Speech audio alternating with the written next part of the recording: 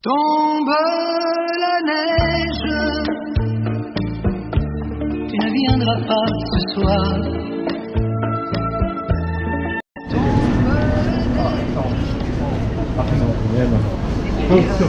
De moi, ce soyeux corps. India is what you want to look out for nowadays. They just blew past China for the population.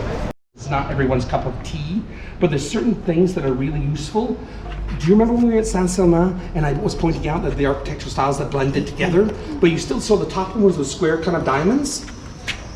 You see exactly the same? Now before these were only at the end of the 13th century, start of the 14th century. Before these was the Romanesque round arches we saw on beneath in Saint Sernin, and after these, it was like fluted. So they were quite similar to the Romanesque. So whenever you see these in Europe, you can date that building 100% end of the 13th, start of the 14th. The danger is, don't assume the entirety of the building was built at the same time. Like here, sure, they threw the whole thing up for 86 years in the 13th century. But back where we were at Saint Sernin, 4 different periods. The wooden pointed tower, 15th century. That top tower bit, end of the 13th. The bottom rounded Romanesque, 12th. The rest of the building, 11th. But whenever you see those in Europe, end of the 13th, start of the 14th. They never existed before or after. It's just a handy thing, you know what I mean? Anyway, I'll take it this way.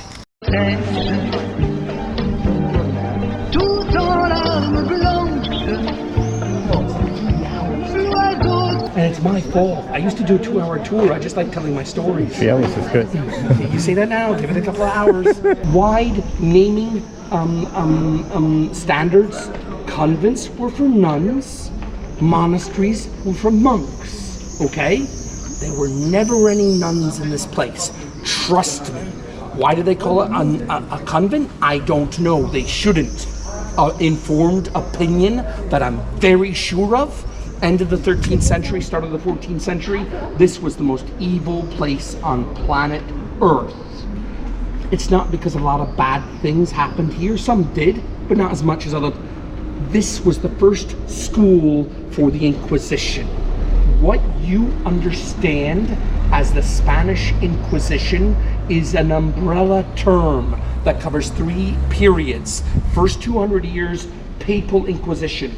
Dozen old advisors sent out as troubleshooters, okay? For the next 100 years, the Inquisition is run solely by the Dominican order, greatly expanded, and it starts the industrialization of the torture machine, but it's just to do with the destruction of the Cathars. They do their job. Cathars are wiped out. Start of the 14th century, the Inquisition has fulfilled its purpose. It starts to fall apart. The Dominicans relinquish control between all the monastical orders. It's nearly gone. 5 more years, it would have faded into nothingness. And then along comes the Black Plague. Suddenly there's witches and werewolves and vampires everywhere. Feeds the Inquisition strength, and for the next 350 years, it terrorizes all of Europe, particularly Spain, because you mix in all the Moorish problems there at the same time. But all the horror, that all started here. So he was the most powerful man in Toulouse, without a doubt, for those 15 years. Bishop Folk, not surprisingly, like I said, a monster. I'll give you just his worst story. There's lots of them, okay? During the 15 years after the Crusade, but before the Inquisition gets up and running, this city's full of Cathars in hiding. Thousands of them, as you can expect, okay? Old Cathar lady on her deathbed. She's not going to live more than a couple of more days. Bishop Folk hears about her, decides to go to her house with a bunch of soldiers, try to convert her to Catholicism to save her soul. Typical nonsense, okay? Gets to her house, works on her all day, fails, goes away. Does he let her die of natural causes? No. He orders his troops to take the bed with the old lady in it to a nearby meadow and burns her alive, screaming. This is the man who ran this city unchallenged for 15 years. This is the man who opened the University of Toulouse 2 years before this, because the basic tenet of the Inquisition he agreed with, it's easier to make a smart man religious than it is to make a dumb man smart. That's why they wanted to fill the city with smart people. That's why it's a student city to this day. The most amazing thing about this cat, Bishop Folk, 10 years before he was the Bishop of Toulouse, he was one of the most famous troubadours in all of Europe. Do you know what a troubadour is? No.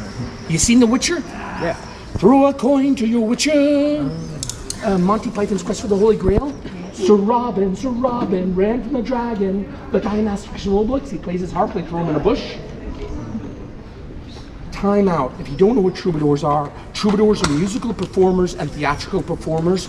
It was the only job in the Middle Ages that was not touched by class or sex. The only job.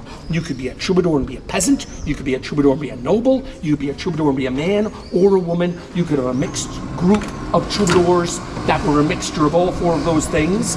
The more famous troubadour groups were at least as celebrated as any modern pop act. Popular troubadour acts, they'd arrive, entire cities would empty out to see them for fete days and public holidays, and then they'd play privately for the nobility. This guy, Bishop Fulk, back when he was Fulke de Marseille, before he was burning old ladies in their beds, we know how famous he was because you can still read his love songs online right now on Google. Bishop Fulk's troubadour love songs, translate them from the Occitan. They're all mushy-hearted nonsense. This is the bed-burning guy, okay? We know how famous he was because his lute was given to him by a man called Richard I. Richard the Lionheart, the Crusader King, the guy who comes in at the end of all the Robin Hood movies to save the day. Sean Connery. Basically what I'm trying to tell you is this man has a story arc of Harry Styles to Darth Vader. And that was the man who made Toulouse what it is more than anything else. I just wanted to, because he's a unique guy, even though he wasn't a good guy, he should be remembered. Anyway, I'll take you over here. The architecture, tour guide, typical stuff architecture, Southern Gothic architecture. What does that mean? Scaring you into staying a good Catholic. I mean, the demons of the Gabarit, the pigs of the Gabarit were when Jesus cast the demons out, he cast them into a bunch of pigs and ran them off a cliff. That's awesome stuff, man. That's great. That's just, sorry. Sure. This is the cloisters of the Jacobins. Inside there's very little decoration. The only thing that's really decorated is the tomb of St. Thomas Aquinas. You want an awesome dude? Thomas Aquinas was an awesome dude. Not all the saints were saintly. Nowadays, I have ceased to even talk in a purely factual manner about certain aspects of religion because it just upsets people. People don't want to hear bad things said about certain people. Domingo de Guzman, the founder of the Dominican Order did fantastic things nowadays. Not all saints were saintly, okay? Inside, if you go in, if you pay your €5 to get inside this cloisters, that's what this is. Do you know what a cloisters is? No. Little walled gardens attached to churches and basilicas where does the bishop stay? Cathedrals? Quiet places of repose. Do you remember I made the joke earlier? You see enough old Catholic churches, they all start to seem like Irish pubs. Yeah. Cloisters are McDonald's. If you've seen one cloisters, you've seen every cloisters ever built. They will change in scale, but 80% of the time, the little garden in the middle, 20% of the time, a little chapel. I could literally take you to 10 different cloisters, spend 2 hours in each of them, and then teleport you randomly to one, put a gun to your head and say, which one are we at? And you would die. But it's like the 5 nice fruit from a very rotten tree. If you want to go on further research, do you remember how I told you originally he was a penitent monk? I'm not going to tell you anything. Go away and look for yourself what the crime was that he was doing penance for, why they sent him here, okay? And then nobody can blame me for saying a damn thing. That's you looking it up, not me. You want a saint that merited the name? Like I said, Thomas Aquinas, 13th century Dominican monk. You might as well be wearing stormtrooper armor and an evil branded on your forehead. These were all bad people. He wasn't. He dedicated his life to the translation of the wisdom of all the old Greek philosophical texts into the modern day languages of the time, and not just direct translations, making them more accessible to anybody, keeping this wisdom alive in a period of time when nobody else was doing it. Mid-13th century Pope Gregorius III, heard what Thomas Aquinas was doing, summoned him to Rome for some examples of this Greek philosophy that's translating, see if any of it's heretical. I've read the examples he used. They're pretty much cover your ass kind of stuff like you'd expect, except for one example he used still blows my mind. He said this to a 13th century pope: if God is all powerful, right there you're on thin ice, buddy, okay? If God is all powerful, can he make a rock that he cannot lift? It's a classic Greek philosophical trap. If he can't make a rock he can't lift, he's not all powerful, is he? If he can make a rock he can't lift, well, he can't lift it, so he can't claim to be all powerful, can he? Saying that to a 13th century pope, you are flipping a coin with your life. Tails you burn alive. It came up heads. Gregorius III and 2 popes after him fully funded all of his continued works, and Thomas Aquinas went on to become one of the cornerstones of Western philosophy. Here is his tomb. It's not the only place with the tomb of St. Thomas Aquinas. If you're wondering how that works out, it works out because the Catholic Church is full of bullshit relics. It's that simple. The tomb. When I said to you nowadays, everybody thinks all saints were saintly, but in the Middle Ages they know that wasn't true, okay? When you would bring out relics of saints on holy days or fetes, you were trying to separate the peasants from their hard-earned cash, trying to make their prayers come true. You could crop out the whole body of Domingo de Guzman. Nobody's going to give you a penny. You bring out the finger bone of St. Francis of Assisi. People think you're carrying a direct line to God. If you want to know if a saint was popular, then you find out if they were chopped up. If they were chopped up, they were popular. The church knew that peasants wouldn't travel more than 20 kilometers from where they were born, so the popular saints would be chopped up. So here we have the head of Thomas Aquinas. Woohoo! Some other place has his elbow, some other place has his butt. That's just the way it was. Anyway, sorry, I can go on. The only important thing about this stop is that you understand the relationship between the University of Toulouse and this building. The rest of it's just me trying to share my nonsense knowledge about this place. If you got that bit, I've done my job.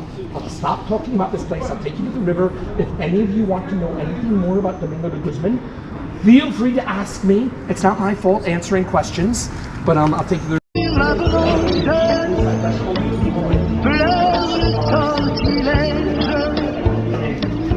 Il ne viendra pas ce soir. Me crie mon désespoir. Mais tombe la neige. Impassible manège. Yeah. There's English books about. Sure. I mentioned this place. Yeah. This is the first bit where people begin to understand it's not just going to be being beaten over the head by a baseball bat with history written on it for 3 hours. Dead simple. Best cheap restaurant for lunch in Toulouse, right here. Just dead easy, okay? As long as you like Lebanese food. The not my description, but the European description, American-sized portions. So for €11, you'll get more than you can eat, okay? I don't think so. I know this guy, that guy there, he loves me, of course he loves me. He never hears about the wine bit, but he owns like 2 other restaurants across the street and stuff. But they are good, not just good, they're dependably nice and fresh. It's just, you know what I mean? They decoy the negative, whatever it is.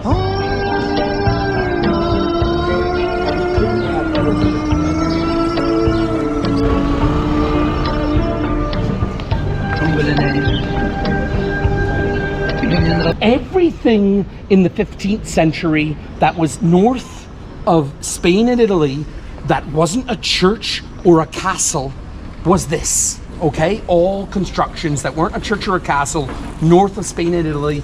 In Britain it was called Tudor.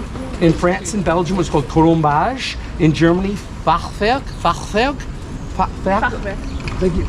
This was everything. I can never pronounce that right. Like for years I'm trying. Now, back when they were being built, 19 out of 20 of them had wood, mud and straw were shit and straw between the beams, and only 1 in 20 were brick. Only the rich people could afford brick.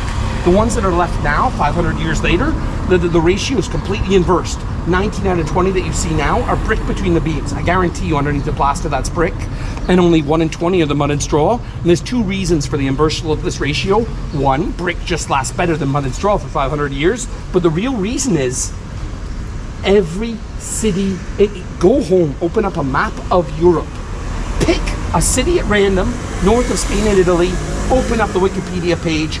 I guarantee you there was a great fire in 14 something or other.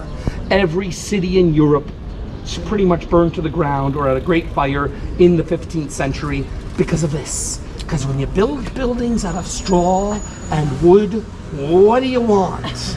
You know, and the mayors of all of these cities individually handled it the same way. After the Great Fire happened, they made it illegal to build Tudor. Just like in Toulouse, 1463. 1464, illegal to build Tudor. Every city was like this. So when you see this building style, it's not 14th, it's not 16th, it's 15th. And now I am obliged to talk about the less than 1% exception, because if I don't, it's like summoning a demon. There are certain cities in Western Germany and in Alsace that never had a Great Fire. So the mayors never made it illegal. So construction of this style went on to the 16th century. I would not mention them because every time I mention them, I'm surrounded by people like you looking at me going, why did you mention them? If I don't mention them, I guarantee you 100% there'll be somebody standing there who'll go, I come from Strasbourg. Why do you not? So now you know. I'll take this one.